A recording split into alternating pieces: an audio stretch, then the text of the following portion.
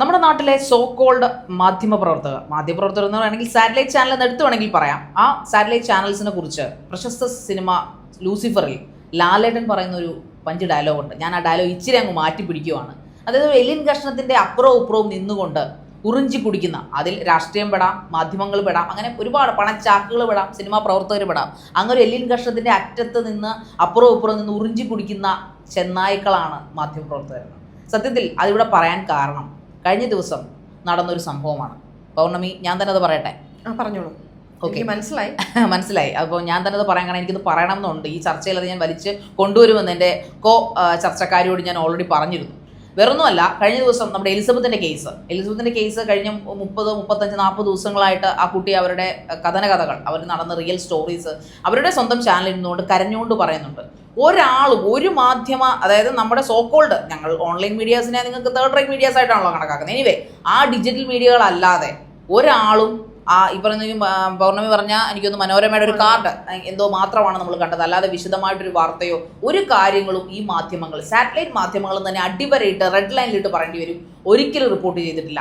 കാരണം ഇതിനകത്ത് റിപ്പോർട്ട് ചെയ്യപ്പെടാത്ത പല കാരണങ്ങളുണ്ടായിരുന്നു. സ്വമേധയാ കേസെടുക്കാവുന്ന ഒരുപാട് കേസുകൾ ആ കുട്ടി അതിനകത്ത് ആരോപിക്കുന്നുണ്ട്, ഈ പറയപ്പെടുന്ന സോ കോൾഡ് ബിയെ കുറിച്ച്. അപ്പോൾ നമുക്ക് ഈ നടന്റെ പേര് ഇനി അങ്ങോട്ട് പറയാൻ പറ്റത്തില്ല. കാരണം പേടിച്ചിട്ടില്ല, നമ്മൾ നിയമത്തെ മാനിക്കുന്നു എന്നുള്ളതാണ്. കാരണം അദ്ദേഹം ഇനിയുള്ള കമ്മീഷണറോ ഇനി അതിനപ്പുറം വലിയ സുപ്രീം കോർട്ടിലൊക്കെ പോയി കഴിഞ്ഞാൽ നമ്മൾ പാവപ്പെട്ടവങ്ങൾ എന്ത് ചെയ്യും? അതുകൊണ്ട് പക്ഷേ നമുക്കിത് റിപ്പോർട്ട് ചെയ്യിക്കാൻ പറ്റത്തില്ല, ഇതിനെക്കുറിച്ച് ചർച്ചിക്കാതിരിക്കാനും പറ്റത്തില്ല. അത് നമ്മൾ ആ പെൺകുട്ടിയോട് ചെയ്യുന്ന, അല്ലെങ്കിൽ ഇനി അങ്ങോട്ട് അദ്ദേഹത്തിന്റെ ഇരകളായിരുന്നു പറയപ്പെടുന്ന, ഇനിയും പുറത്തു വരാത്ത പല പെൺകുട്ടികളും ഇത് ഉള്ളിൻ്റെ ഉള്ളിൽ അകത്തിരുന്ന് സന്തോഷിക്കുന്നവരുണ്ടാവും. ഞങ്ങൾക്കിത് പറയാൻ സാധിച്ചില്ലോ എന്നോർത്ത് സന്തോഷിക്കുന്നുണ്ടാവാം.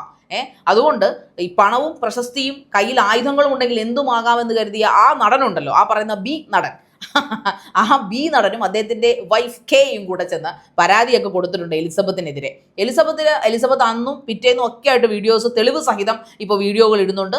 വളരെ ശക്തമായ തെളിവുകളായിട്ട് ആ പെൺകുട്ടി പുറത്തു വരുമെന്ന് തന്നെ നമ്മൾ പ്രതീക്ഷിക്കുന്നു. ആ പെൺകുട്ടി പുറത്തു വരാനുള്ള ഒരു മോട്ടിവേഷൻ കൂടെയാണ് നമ്മുടെ ചർച്ച എന്ന് കരുതി എല്ലാ ഭാഗങ്ങളും നമ്മൾ നോക്കണം. പക്ഷേ ഈ പറയപ്പെടുന്ന സോക്കോൾഡ് ഈ ബിയെ കുറിച്ച് പറയുന്നത്, അദ്ദേഹത്തിനെതിരെ ഒരുപാട് ആൾക്കാർ ഇപ്പോൾ രംഗത്ത് വന്നുകൊണ്ടിരിക്കുകയാണ്, തെളിവുകളുമായിട്ട് രംഗത്ത് വന്നുകൊണ്ടിരിക്കുകയാണ്. അദ്ദേഹം പടുത്തുവിട്ട ഈ പരാതി പോലും ഫോർജ്ഡ് ആയിട്ടുള്ള ഒരു കള്ള പരാതിയാണെന്ന ലെവലിലേക്ക് കാര്യങ്ങൾ എത്തുന്നുണ്ട്. തീർച്ചയായിട്ടും അതൊക്കെ മറന്നേക്ക് പുറത്തു വരും നമ്മൾ വിശ്വസിക്കുന്നു. പക്ഷേ അവിടെ ആ ചർച്ചയല്ല നമ്മളിന്ന് എടുക്കുന്നത്. എന്തുകൊണ്ടാണ് ഈ പറയപ്പെടുന്ന കിരീടവും വെച്ച് നടക്കുന്ന സോക്കോൾഡ് സാറ്റലൈറ്റ് ചാനലുകൾ ഈ വാർത്ത മാത്രം പുറത്തു കൊണ്ടുവരാത്തത്? എലിസബത്ത് പറഞ്ഞതിന് പുല്ലുവില, എന്നാൽ ഈ പറയുന്ന സോക്കോൾഡ് സോക്കോൾഡ് ബി എന്ന് പറഞ്ഞ നടൻ വന്ന് കമ്മീഷണർ ഓഫീസിലേക്ക് കയറുമ്പോൾ തൊട്ട്, അതായത് ഈ കല്യാണ ചെറുക്കന്മാർ പന്തലിലേക്ക് നടക്കത്തില്ലേ, മുല്ലപ്പൂവൊക്കെ പിടിച്ച് ബൊക്കയൊക്കെ പിടിച്ച്, അതുപോലെയാണ് ഞാൻ വാർത്ത കണ്ടപ്പോൾ പൗർണമി. സത്യത്തിൽ ഞാൻ ശരിക്കും എനിക്ക് ലജ്ജ തോന്നിപ്പോയി. എടാ, റിപ്പോർട്ടറിന്റെ ടീമുകൾ, ഈ പറയപ്പെടുന്ന ഏഷ്യാനെറ്റ്, ഈ പറയുന്ന മനോരമ, എല്ലാവരും നമ്മൾക്ക് അറിയപ്പെടുന്ന എല്ലാ ചാനലുകൾ, അതായത് ഈ എലിസബത്തിന്റെ വിഷയം കഴിഞ്ഞ 1.5 മാസം നടക്കുമ്പോൾ ഒന്നും എത്തിപ്പോലും നോക്കാത്ത പല സാറ്റലൈറ്റ് ചാനലുകളും ഈ പറയപ്പെടുന്ന സോക്കോൾഡ് ബി പരാതി കൊടുക്കാൻ തീരുമാനിച്ചപ്പോൾ കമ്മീഷണർ ഓഫീസിലേക്ക് അദ്ദേഹവും അദ്ദേഹത്തിന്റെ വൈഫ് കെയുമായിട്ട് വരുമ്പോൾ മറ്റേ അളിയന്മാരൊക്കെ കാല് വെള്ളമൊഴിക്കാൻ നിൽക്കത്തില്ലേ, അതുപോലെ വന്ന് കൂടി നിന്നുകൊണ്ടാണ് അദ്ദേഹത്തിന്റെ ലൈവ് ഇന്റർവ്യൂ ഒക്കെ എടുത്തുകൊണ്ട് പോയത്. സത്യത്തിൽ എനിക്ക് ലജ്ജയില്ലേ? നിങ്ങൾ മാധ്യമപ്രവർത്തകർ, അതിനകത്ത് നമ്മുടെ ലാലേട്ടൻ പറയുന്ന പോലെ നിയമവും ന്യായങ്ങളും പറയേണ്ട ആൾക്കാർ എന്തുകൊണ്ടാണ് എല്ലിൻ കഷ്ണം ഉറിഞ്ചി കുടിക്കുന്ന വെറും ചെന്നായ്ക്കളായി മാറിയ ആ ഒരു നിമിഷമായിട്ടാണ് എനിക്കപ്പോൾ തോന്നിയത്. ഇപ്പം ശാരിക പറഞ്ഞതുപോലെ അത് ശരിയാണ്, വളരെയധികം ശരിയാണ്. കാരണം ഈ പറയുന്ന ആക്ടർ പരാതി നൽകാൻ എത്തിയപ്പോഴേക്കും എല്ലാ മെയിൻ സ്ട്രീം മീഡിയകളും അവിടെ ഉണ്ടായിരുന്നു. ഈ പരാതി കൊടുത്തതിന് ശേഷമാണോ പരാതിക്ക് മുൻപാണോ, ഈ തുടർച്ച, അതായത് അവിടെ എത്തിയ ആ നിമിഷം തൊട്ട് അവരവിടെ വെയിറ്റിംഗ് ആയിരുന്നു. തീർച്ചയായിട്ടും ബൈറ്റ് കൊടുക്കും എന്നുള്ള ഒരു അറിയിപ്പ് അവർക്ക് ലഭിച്ചിട്ടുണ്ട്. അതുകൊണ്ട് തന്നെയാണ് അവരവിടെ കാത്തു നിന്നതും. പക്ഷേ ശരിക, ഞാൻ ഒരു 2-3 മാധ്യമ പ്രവർത്തകരുമായിട്ട് ഈ ഒരു സെയിം വിഷയം, കാരണം നമുക്കത് അറിയാനുള്ള റൈറ്റ് ഉണ്ടല്ലോ, നമുക്കത് അറിയണം. കാരണം എന്തുകൊണ്ടാണ് എലിസബത്ത് എന്ന് പറയുന്ന ഒരു വ്യക്തി തനിക്ക് ജീവിതത്തിൽ സംഭവിച്ച എല്ലാ കാര്യങ്ങളും ഒരു സമൂഹ മാധ്യമത്തിലൂടെ വിളിച്ച് എല്ലാവരും അറിയട്ടെ എന്നുള്ള പർപ്പസോട് കൂടി തന്നെ പറയുമ്പോൾ അതിനെ ഒന്നും വാർത്തയാക്കാതെ എന്തുകൊണ്ടാണ് ഈ പറയുന്ന ആക്ടറിന്റെ പിന്നാലെ മാത്രം പോയത് എന്നറിയാൻ ഒരു ക്യൂരിയോസിറ്റി സ്വാഭാവികമായിട്ടും എല്ലാവർക്കും ഉണ്ടാകും. ഒരുപാട് കമൻസ് ഞാൻ കണ്ടു. അതായത് ഈ പറയുന്ന മെയിൻ സ്ട്രീം ചാനലുകളുടെ എല്ലാ വീഡിയോയുടെ അടിയിലും ഷെയിം ഓൺ യു മീഡിയ എന്ന് പറഞ്ഞ ആ പർട്ടിക്കുലർ മീഡിയയുടെ നെയിം പറഞ്ഞുകൊണ്ട് തന്നെയാണ് ആളുകൾ കമൻറ്റ് ചെയ്യുന്നത്. അപ്പം സ്വാഭാവികമായിട്ടും നമുക്കറിയാം, നമ്മളൊരു സമൂഹത്തിൽ ജീവിക്കുമ്പോൾ നമ്മൾ എല്ലാവരുടെയും ഒരു പോയിന്റ് ഓഫ് വ്യൂ പറയാനുള്ള അധികാരം അല്ലെങ്കിൽ റൈറ്റ് എല്ലാവർക്കും ഉണ്ട്. അപ്പം മജോറിറ്റി ഓഫ് പീപ്പിൾ അത് പറയുന്നുണ്ടെങ്കിൽ അതിനകത്ത് കാര്യമില്ലെങ്കിൽ അവർ പ്രതികരിക്കില്ലല്ലോ. അല്ലെങ്കിൽ 1-2 ആയിട്ടുള്ള വ്യക്തികളാണ്, ഓക്കെ, നമുക്കത് മനസ്സിലാക്കാം. പക്ഷേ ഇത് മജോറിറ്റി ആളുകളും ഈ പറയുന്ന ആക്ടറിൻ്റെ ബൈറ്റിന് താഴെ പോലും കമൻറ്റ് അയാൾക്ക് എതിരാണ്. ഈ പറയുന്ന എലിസബത്തിനെ സപ്പോർട്ട് ചെയ്തുകൊണ്ട് തന്നെയാണ്. പിന്നെ ഞാൻ പറഞ്ഞതുപോലെ ഞാൻ 1-2 പേരോട് ചോദിച്ചപ്പോൾ അറിയാൻ കഴിഞ്ഞത് ഈ പറയുന്ന ആക്ടർ ഒഫീഷ്യലി കംപ്ലൈൻറ്റ് കൊടുക്കാൻ പോയി, അല്ലെ കമ്മീഷൻ ഓഫീസിൽ നേരിട്ടെത്തി കംപ്ലൈൻറ്റ് കൊടുത്തു, മാധ്യമങ്ങളെ കാണുമെന്ന് അറിയിച്ചു, അതുകൊണ്ടാണ് പോയത്. നാളെ ഇപ്പോൾ എലിസബത്തിൻ്റെ ഭാഗത്തുനിന്ന് അങ്ങനെ ഒരു മൂവ്മെൻറ്റ് ഉണ്ടായാൽ, നിയമപരമായിട്ടുണ്ടായാൽ അവർ ചെല്ലും എന്നാണ് പറയുന്നത്. ഇതിനകത്ത് എത്രത്തോളം സത്യമുണ്ട് വസ്തുതയുണ്ട് എന്നുള്ളത് നമുക്ക് അങ്ങനെ ഒരു സംഭവം നടന്നതിന് ശേഷം മാത്രമേ പറയാൻ പറ്റൂ. പിന്നെ എലിസബത്ത് പിന്നെ ബൈറ്റിൻ്റെ കാര്യം പറയുകയാണെങ്കിൽ ഇപ്പോൾ ഈ പരാതി കൊടുത്തതിന് ശേഷം ഈ പറയുന്ന ആക്ടറും ആക്ടറിൻ്റെ വൈഫും അതോടൊപ്പം ഇവർ അഡ്വക്കേറ്റും ഈവൻ ആ ലിവർ ട്രാൻസ്പ്ലാന്റ് ചെയ്ത് അല്ലെങ്കിൽ ലിവർ കൊടുത്ത ആൾ വരെ അവരുടെ ഒപ്പം ഉണ്ടായിരുന്നു. ശരിക്കും അത് ശ്രദ്ധിച്ചു. ആ ആളെയും നമുക്ക് പിന്നിൽ ഫ്രെയിമിൽ കാണാം. അപ്പൊ ഞാനത് ശ്രദ്ധിച്ചു. അയാൾ എന്തിനാണ് ശരിക്കും പറഞ്ഞാൽ ഇങ്ങനെ ഒരു കംപ്ലൈന്റ് കൊടുക്കാൻ പോകുമ്പോൾ വരേണ്ട കാര്യമുണ്ടോ എന്ന് ചിന്തിച്ചു. എനിവേ പുള്ളി ഉണ്ടായിരുന്നു കൂടെ.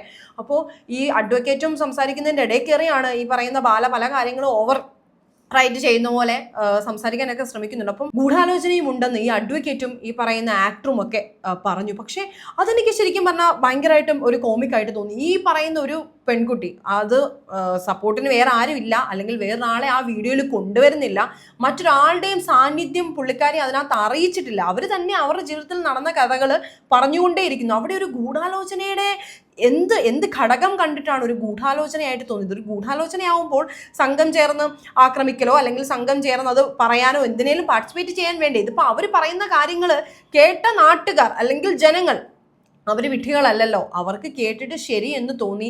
അവരുടെ ആ ഒരു ജെനുവിനിറ്റി അല്ലെങ്കിൽ അവരുടെ സംസാരത്തിലുള്ള നിഷ്കളങ്കത കണ്ടിട്ട് അവർ പറയുന്നത് ശരിയാവാം എന്ന് തോന്നാനുള്ള കാരണവും ഈ പറയുന്ന മുൻ ഭർത്താവ് തന്നെയാണ്. കാരണം ഇവർ ഭാര്യയായി ഇരിക്കെ തന്നെ പല വീഡിയോകളും സ്വന്തം സ്വഭാവം വെളിപ്പെടുത്തുന്ന തരത്തിൽ പല വീഡിയോസും പുറത്തു വന്നിട്ടുണ്ട്. അങ്ങനെയുള്ള കാര്യങ്ങളും ഇപ്പോൾ ഈ റിവലേഷനും കൂടെ കൂട്ടി വായിച്ചപ്പോൾ ഇവർക്ക് ഈ പറയുന്ന എലിസബത്ത് പറയുന്നത് ശരിയായിട്ട് തോന്നി. ഈവൻ നമ്മൾക്ക് പോലും അങ്ങനെ തോന്നി. ഇനിയിപ്പോൾ പല കമൻസ് ഒരുപാട് കമൻസ് കണ്ട് ശാരിക. അതായത് കടിച്ച പാമ്പിനെ കൊണ്ട് തന്നെ വിഷമിറക്കിച്ചു, ഇവളാണ് പെൺപുലി എന്നൊക്കെ. പക്ഷെ ശരിക്കും പറഞ്ഞാൽ ആ ഒരു വ്യൂ പോയിന്റിൽ നോക്കുമ്പോൾ അത് കറക്റ്റാണ്.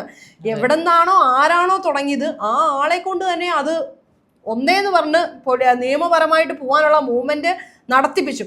പിന്നെ ഈ പറയുന്ന പോലെ 1-2 അല്ലെങ്കിൽ ഒരു മെയിൻ സ്ട്രീം നമ്മൾ പറഞ്ഞു വന്നതായി അതിനെപ്പറ്റിയാണല്ലോ. മെയിൻ സ്ട്രീം മാധ്യമം കുറച്ച് കാർഡുകൾ ഇടുകയും ഇപ്പോഴും ഇടുന്നുണ്ട്. ഈ തുടരെ ഇപ്പം എലിസബത്ത് റിവീൽ ചെയ്യുന്ന കാര്യങ്ങൾ വെച്ച് അവർ കൂടുതൽ റിപ്പോർട്ടിംഗ് ഒന്നുമില്ല. അവരോടും സംസാരിക്കാൻ കഴിഞ്ഞപ്പോൾ ഇങ്ങനെയാണ്. അതായത് ഇവർ കണ്ടിന്യൂസ് ആയിട്ട് വീഡിയോസ് ഇടുവാണല്ലോ. നമുക്ക് അങ്ങനെ വീഡിയോസ് വരുമ്പോൾ ത്രൂ ഔട്ട് അതിന് മാത്രം കോൺസെൻട്രേറ്റ് ചെയ്ത് നമുക്ക് വാർത്തകൾ ചെയ്യാൻ പറ്റില്ല എന്നുള്ളൊരു വശം അവരുടെ ഭാഗത്തുനിന്ന് നമ്മളോട് പറയുകയുണ്ടായി. പറയുമ്പോൾ എല്ലാം പറയണമല്ലോ. പക്ഷേ സ്റ്റിൽ ജനങ്ങൾ മുഴുവൻ തിരിഞ്ഞിരിക്കുകയാണ് നിലവിൽ. കാരണം എന്തുകൊണ്ട് പറ്റില്ല? കാരണം അല്ലാതുള്ള എല്ലാ കാര്യങ്ങളും നമുക്ക് ബെനഫിറ്റ് എന്ന് തോന്നുന്ന എല്ലാ കാര്യങ്ങളും നമ്മൾ വാർത്തയാക്കാറുണ്ട്, അല്ലെങ്കിൽ ആളുകൾ കാണും, അല്ലെങ്കിൽ ഒരു സെൻസേഷണൽ ന്യൂസ് ആണെന്ന് കാണുന്നതെല്ലാം നോർമലി വാർത്തയാക്കാറുണ്ട്. അങ്ങനെയുള്ളൊരു സമയത്ത് ഈ പറയുന്ന കത്തി നിൽക്കുന്ന അല്ലെങ്കിൽ ഇപ്പോൾ ഏറ്റവും സ്റ്റാറായിട്ട് നിൽക്കുന്ന അല്ലെങ്കിൽ നല്ല രീതിയിലോ മോശം രീതിയിലോ സെൻസേഷണൽ ആയിട്ട് നിൽക്കുന്ന ഒരു കേസാണ് ഇതിപ്പം. ഈ റിവീലേഷൻ എല്ലാം ആ ഒരു രീതിയിൽ തന്നെയാണ് പോകുന്നത്. അപ്പൊ ആ ഒരു സാഹചര്യത്തിൽ ഈ പറയുന്ന ആളെ ബന്ധപ്പെടാനോ അല്ലെങ്കിൽ ഒരു ബൈറ്റ് തരുമോ എന്ന് ചോദിക്കാനോ പോലും ആരും ഉണ്ടായിരുന്നില്ലേ എന്ന ചോദ്യത്തിന് മറുപടി പറയാൻ അറിയില്ല. കാരണം അങ്ങനെ ചെയ്തിട്ടുണ്ടെങ്കിൽ തീർച്ചയായിട്ടും ഇപ്പോഴത്തെ ഒരു സാഹചര്യം അനുസരിച്ച് എലിസബത്ത് എന്ന് പറയുന്ന വ്യക്തി എന്താണെങ്കിലും സംസാരിക്കും. അപ്പൊ അതിനർത്ഥം അവരെ സമീപിച്ചിട്ടില്ല എന്ന് തന്നെ വേണം. തീർച്ചയായിട്ടും 100% ഇവിടെ ഞാൻ ഈ പറഞ്ഞ ആദ്യത്തെ കാര്യമുണ്ടല്ലോ, രാഷ്ട്രീയത്തിന്റെയും പണത്തിന്റെയും അറ്റത്ത് ഉറിഞ്ചി കുടിക്കുന്ന എലിൻ കൃഷ്ണൻ എന്ന ആ രാഷ്ട്രീയവും പണവും, അവിടെ ലൂസിഫർ പറയുന്ന ഡയലോഗ് വേറെയാണ്, പക്ഷെ എന്നാൽ ഈ രാഷ്ട്രീയവും പണവും അല്ലെങ്കിൽ സ്വാധീനവും എന്ന ആ ഒരു വലിയ എലിൻ കൃഷ്ണത്തിന്റെ അറ്റത്ത് കഥ കേൾക്കാതെ കാര്യം കേൾക്കാതെ അതിനുവേണ്ടി മാത്രം ഉറിഞ്ചി കുടിക്കുന്ന വെറും തറകളായിട്ടുള്ള ഒരു ഒരു ധർമ്മമാണ് അവരെ കീപ്പ് ചെയ്യുന്നതെന്നാണ് എനിക്ക് പേഴ്സണലി തോന്നിയത് കേട്ടോ. കാരണം വേറൊന്നുമല്ല, ഈ പറയുന്ന ഞാൻ ഞെട്ടിയത് വേറെ കൊണ്ടില്ല. ഇപ്പൊ അവര് എലിസബത്തിന്റെ വിഷയത്തിൽ ഇടപെടാത്തതല്ല നമ്മളുടെ വിഷയം. പക്ഷെ ഈ പറയപ്പെടുന്ന സോക്കോൾഡ് ആക്ടർ പരാതിപ്പെടാനായിട്ട് വരികയും അത് ഈ പറയുന്ന പോലെ കമ്മീഷൻ ഓഫീസിലേക്ക് അദ്ദേഹം വരുന്നത് തൊട്ട് അദ്ദേഹത്തിന് ഇങ്ങനെ ചുറ്റി മന്ത്രി ഏതാണ്ട് ഇന്റർവ്യൂ കൊടുക്കാൻ നിന്ന പോലെ, അല്ലെങ്കിൽ ഏതാണ്ട് വലിയ ഫേമസ് ആയിട്ടുള്ള സിനിമ റിവ്യൂവിന് ആൾക്കാർ നിൽക്കുന്ന പോലെ, അല്ലെങ്കിൽ സിനിമയുടെ വിശേഷങ്ങൾ പറയാൻ ഒരു നടൻ നിൽക്കുന്ന പോലെ അങ്ങ് ഒരു വശം മാത്രം, അതായത് ഒരു കൈയടിച്ച സൗണ്ട് കേൾക്കില്ല, 2 കൈയടിച്ചാലേ സൗണ്ട് കേൾക്കത്തുള്ളൂ. ഈ പറയുന്ന എലിസബത്തിന്റെ ഭാഗത്തും കാണും കുറേയധികം ന്യായങ്ങൾ. പക്ഷേ ഒരു സോക്കോൾഡ് സാറ്റലൈറ്റ് മാധ്യമങ്ങൾ പോലും അവരുടെ ഭാഗം കേൾക്കാൻ തയ്യാറായിട്ടില്ല, അവരെക്കുറിച്ച് പറയാൻ തയ്യാറായിട്ടില്ല, അവരെ വിളിച്ച് ചോദിച്ചിട്ടില്ല എന്ന് തന്നെയാണ് എലിസബത്ത് അവരുടെ ഓരോ വീഡിയോ. എന്നെ ആരും വിളിച്ചിട്ടില്ല ഇതുവരെ.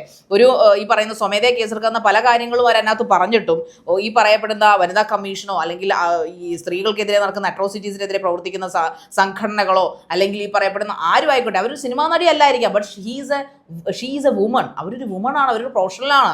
അപ്പോൾ അവരെക്കുറിച്ച് പറയുമ്പോൾ എലിസബത്തിന് കിളി പോയിരിക്കുകയാണ്, എലിസബത്തിന് എന്തെങ്കിലും കുഴപ്പമുണ്ട്. എത്ര കിളി പോയവരാരും സ്വന്തം മാന്യതയെക്കുറിച്ച് അല്ലെങ്കിൽ സ്വന്തം ജീവിതത്തിൽ നടന്ന ഈ ദുരനുഭവങ്ങളെക്കുറിച്ച് ഇത്ര വ്യക്തവും ശക്തവുമായ ഭാഷയിൽ ഒരിക്കലും പ്രതികരിക്കില്ല. സോ അവരതിനകത്ത് ഈ പറയപ്പെടുന്ന ലൈവായിട്ടുള്ള പരാതികളും കാര്യങ്ങളും പ്രകടനമൊക്കെ കഴിഞ്ഞപ്പോൾ അവർ പിന്നീടും വീഡിയോ ഇട്ടിരുന്നു. അതിനകത്ത് അവർ ചോദിക്കുന്ന ഒരു കാര്യമുണ്ട്, ഇവരെ ഒന്നും ഒരിക്കലും ഞാൻ ഇത്രയും മാസം ഇരുന്ന് പറഞ്ഞിട്ടും ഇത്രയും വിഷമത്തോടെ വേദനയോടെ തെളിവ് സഹിതം പറഞ്ഞിട്ടും ഇതൊന്നും ചോദിക്കാൻ ഒരാൾ പോലും ഒരു കോൾ പോലും എന്നിലേക്ക് വന്നില്ല. ഒരു മാധ്യമം, ഒരു സോ കോൾഡ് ഫേമസ് മാധ്യമങ്ങളും ഈ സാറ്റലൈറ്റ് കൊമ്പുള്ള മാധ്യമങ്ങളാണോ സാറ്റലൈറ്റ് മാധ്യമങ്ങൾ എന്ന് പറയേണ്ടി വരും, അവരാരും വിളിച്ചിട്ടില്ല. പക്ഷേ ഈ പറയുന്ന സോ കോൾഡ് ആക്ടർ പരാതി കൊടുക്കാൻ ചെന്നപ്പോൾ ഇവരെവിടുന്നൊക്കെയോ മറ്റേ തേനീച്ചക്കൂട്ടിൽ കല്ലെറിഞ്ഞതുപോലെ ഓടിപ്പാഞ്ഞു വന്നു. അദ്ദേഹത്തിന്റെ ഭാഗം മാത്രം കേൾക്കുന്നു, ഇനി മുന്നോട്ടുള്ള അദ്ദേഹത്തിന്റെ നടപടി എന്താണെന്ന് കേൾക്കുന്നു. അദ്ദേഹം അങ്ങനെ ചെയ്തുകളും എൻ്റെ ഭാര്യ എഡി ഡുഡി എന്ന് വിളിച്ചാൽ ഞാൻ അങ്ങനെ ചെയ്യും, വെടിപൊട്ടിക്കും എന്നൊക്കെ പറഞ്ഞ് അദ്ദേഹം ഭയങ്കര പ്രകടനമായിരുന്നു അതിനകത്ത് കിടന്ന് കാണിച്ചപ്പം. ഇതൊക്കെ മാധ്യമധർമ്മത്തിന് ചേരുന്ന ഒരു പരിപാടിയാണ്. നിങ്ങൾക്ക് സത്യത്തിൽ തലയിൽ മുണ്ടിന് നടക്കുന്നതല്ലേ നല്ലത് എന്നാണ് എനിക്ക്